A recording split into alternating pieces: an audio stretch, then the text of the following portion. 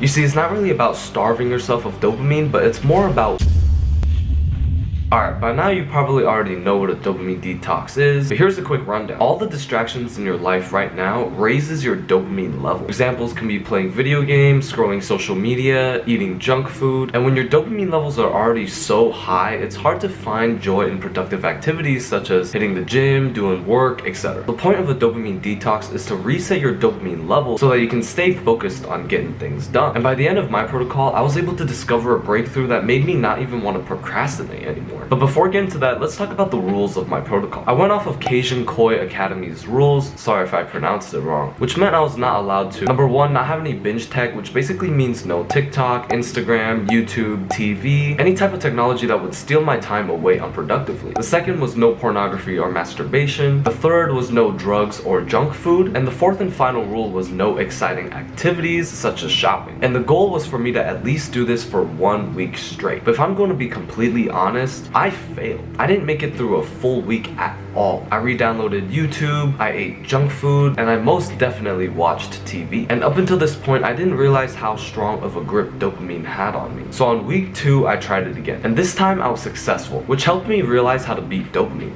More on that later. During my detox, I mainly focused on video production. I was able to make 2 videos in that week when I usually only make 1. Meanwhile, I was able to entertain myself through podcasts. I did still keep YouTube on my phone, but I think it's okay because I didn't consume any time-wasting content, such as YouTube Shorts or entertainment videos. When I was working out or driving somewhere, I would listen to podcasts instead of music. Now here's the part that led me to my breakthrough. I had just finished eating dinner and watching a podcast at the same time, and after I put my plates away, I sat down on my desk for some work, but I found myself watching the podcast instead. This was when I realized that it was because the podcast was giving me dopamine. Normally a podcast would bore me, but now that I lowered my dopamine levels, I was finding joy in just a simple podcast. This means that the reason why I found tasks unenjoyable before the detox is because my dopamine levels were too high to find that thing enjoyable. Keep this in mind because it's important for the breakthrough. Now fast forward to a week later where my dopamine detox was over and I got all my dopamine activities back. And guess what I did? I woke up and instantly went for scrolling social media. And for the rest of my day, I was not any more productive than I was before the detox.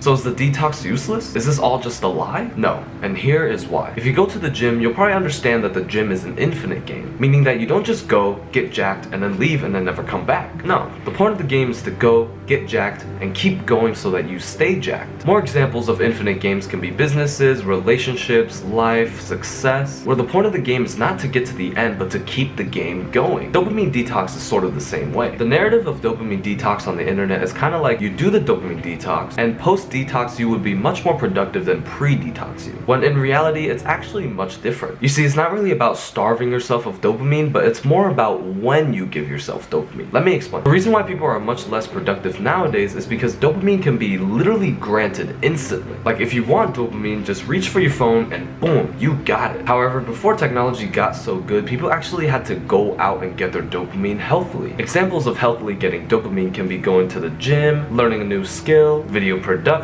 These are activities that both grant dopamine and are productive, but many people choose to pick up their phones instead because healthy dopamine takes time, while scrolling social media is instant. With that being said, here is how I defeated procrastination. All I did was not allow myself to get my instant dopamine until I got all of my healthy dopamine out of the way first. I really recommend you guys giving this a try because it was a game changer for me. So instead of scrolling social media first thing in the morning and raising my dopamine levels high, I avoid instant dopamine as much as I can so that throughout my day my dopamine levels are low. I go hit the gym first, and then I go get my work done. I wait until all my productive tasks are finished, and then I allow myself to raise my dopamine levels with instant dopamine activities. I mean, there's a reason why play first, work second sucks. Because when you get done playing, your dopamine levels are already so high. And when you force yourself to work after playing, you're forcing yourself to lower your dopamine levels. This sucks because it's in our nature to keep chasing the dopamine highs and not settle for lower than what you've already gotten. Going back on my earlier thought, I was able to enjoy the podcast because my dopamine levels were already so low, and watching it just slightly bumped it up. This is crucial to the breakthrough because having your dopamine levels low can allow you to enjoy productive tasks. Like I used to hate hate going to the gym, but now that I can avoid instant dopamine early on in the day, I can't wait to step out the door and head to the gym. And the same applies for when I work. I mentioned this in my video on how the Apple Watch boosted my productivity, but I now sleep with my phone far away from me and have my Apple Watch wake me up, so that when I do wake up, I have no reason to go on my phone at all. This allows for me to stay away from instant dopamine and start working on healthy dopamine instead. Please consider giving this breakthrough a try. As long as I watch the order of healthy dopamine and instant dopamine, I was able to enjoy working and scrolling social media on the same day. And since it worked for me, it might work for you too. Also, a person who educated me a bunch on dopamine was Stanford professor Andrew Huberman, and trying his routines was one of the foundations of me increasing my productivity. You can check out the video on the right here. And thank you guys for watching.